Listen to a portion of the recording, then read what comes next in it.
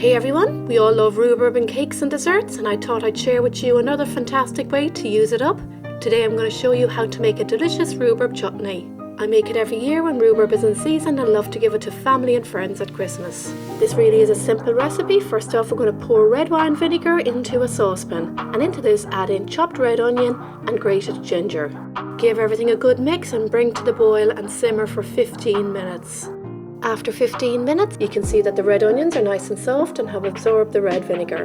Now we're going to add in a good few more ingredients, and we're going to start off with light brown sugar, chopped dates, mild curry powder, wholegrain mustard, salt.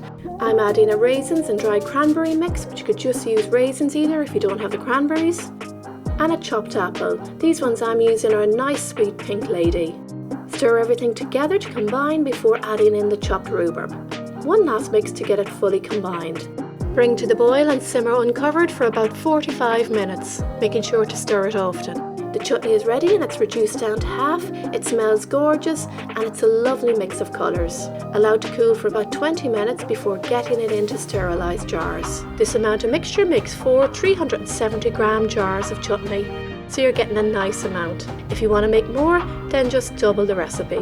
Make sure to sterilise the jars, and the chutney will keep for 6 to 12 months or even longer in a cool, dry place. I hope you try out this rhubarb chutney recipe. It really is delicious. Check out the recipe in the description box under the video. Happy baking everyone. Enjoy!